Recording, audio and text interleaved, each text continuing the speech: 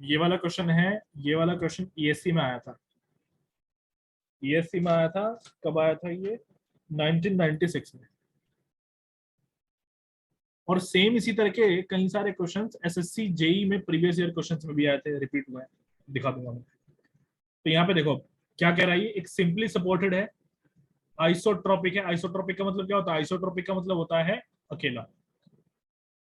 ठीक है, मतलब यहाँ पे मतलब है, वैसे तो आइसोलेटेड होता है, अकेला है, पूरा एक साथ बनाया हुआ है उसको। ठीक है ना, आइसोट्रोपिकली उसको हमने बनाया हुआ है इस तरीके से। तो यहाँ पे कह रहा है कि एक स्क्वायर स्लैब है जिसका साइड है 4 मीटर, उसके ऊपर एक सर्विस लोड लगा है कितना? 6 kPa, 6 किलो पास्कल का सर्विस लोड यहाँ पे लगा हुआ है। आगे कह रहा है वो कि थिकनेस जो है स्लैब की वो है 120 mm। आगे उसने कहा है कि मोमेंट ऑफ रेजिस्टेंस बताओ as per the yield line theory क्या हो। तो ये चीज उसने हमें कही है। तो देखो यहाँ पे क्या है कि इस तरीके से हमारी एक स्क्वायर स्लैब बना लो। ये हो गई स्क्वायर स्लैब। ठीक है, इस स्क्वायर स्लैब में साइड्स कितनी है हमारी? 4 मीटर है, ये उसने हमें गिवन दिया। थिकनेस की अगर मैं बात करूं तो थिकनेस हमारे पास यहाँ पे कितनी है? 120 mm। ये हमारी स्लैब की थिकनेस 120 mm। ठीक, और उसने हमें क्या दिया हुआ है? अब जितनी भी चीजें उसने हमें दी हुई है वो सब चीजें लिख देते हैं। तो सबसे पहले उसने हमें यहाँ पे दिया है सर्विस लोड। सर्विस लोड कितना है वो मेंशन करो। हमें सर्विस लोड नहीं लेना है, ये जो सर्विस लोड है इसका मतलब होता है वर्किंग लोड, और हमें लेना है यहाँ पे अल्टीमेट लोड। फिलहाल तो अभी यहाँ पे उसने दिया हुआ है हमें 6 kPa, या फिर हम कह सकते हैं कि 6 किलो न्यूटन पर मीटर स्क्वायर, ये उसने हमें दिया हुआ है। ठीक है, दूसरा हमें क्या चाहिए? अल्टीमेट लोड चाहिए अपने सॉल्यूशन के लिए, पहली चीज तो ये है। थर्ड चीज और हमें क्या चाहिए यहाँ पे? लेंथ चाहिए। क्यों? फॉर्मूला हमारा क्या है यहाँ पे? एम का फॉर्मूला क्या है? WU L² अपॉन 24, यही तो फॉर्मूला है। तो हमें लेंथ चाहिए, लेंथ उसने हमें दी हुई है कितनी है? 4 मीटर है। अब यहाँ पे बात आती है कि WU को कैसे निकाला जाए। WU कैसे निकाला जाए? अब सब लोगों को लग रहा होगा कि सर WU तो निकालना बहुत आसान है, क्या ही करना है हमें? W में मल्टीप्लीकेशन कर दो 1.5 का, ये आ जाएगा WU। लेकिन एक्चुअली में क्या है ना, इस तरीके से नहीं होगा। यहाँ पे मैंने तुम लोगों को बताया था शुरू में, डेंसिटी ऑफ आरसीसी कितनी है? डेंसिटी आरसीसी की 25 किलो न्यूटन पर मीटर क्यूब। 24।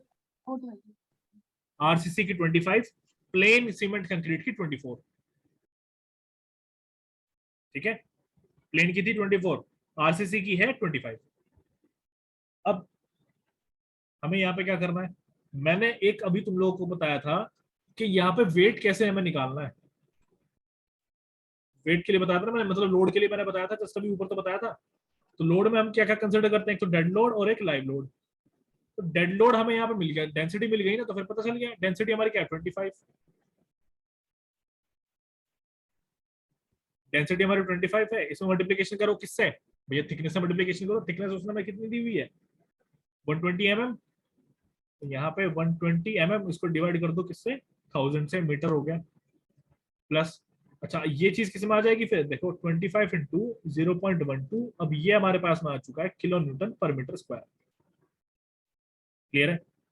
अब यहाँ पे लाइव लोड भी तो हमें ऐसे ही दिया हुआ है, कितना दिया हुआ है? 6 किलो न्यूटन पर मीटर स्क्वायर, इस तरीके से दिया हुआ है हमें। तो दोनों ऐड हो जाएंगे अब आराम से, 6 को यहाँ पे ले आओ। तो टोटल जब हम इसको सॉल्व कर देंगे तो ये हमारे पास में आ जाएगा लगभग 9 किलो न्यूटन पर मीटर स्क्वायर। तो ये हमारा भी डब्ल्यू आया है सिर्फ। अब डब्ल्यू यू निकाल लो, तो ये हो जाएगा 1.5 इंटू डब्ल्यू, यानी कि 1.5 इंटू 9। ठीक है, तो ये हमारे पास में आ जाएगा 13.5 किलो न्यूटन पर मीटर स्क्वायर। ये डब्ल्यू यू आ चुका है, इसको फॉर्मूला पुट कर देना है। फॉर्मूला पुट करो, 13.5 इंटू एल हमारे पास में कितना है? 4, उसका स्क्वायर हो जाएगा 1/24। ये आ जाएगा 9 किलो न्यूटन। अब यहाँ पे यूनिट्स की बात आती है। अभी हमारे पास में भी देखो 9 आंसर आया, इसको सॉल्व करोगे तो 9 आएगा, लेकिन अभी डाउट है। क्या डाउट है कि यूनिट्स क्या होंगी? यूनिट्स चेक कर लेते हैं। ऊपर क्या यूनिट्स है हमारे लोड की? Kilo newton metre square. Length की क्या हो गई? Metre square.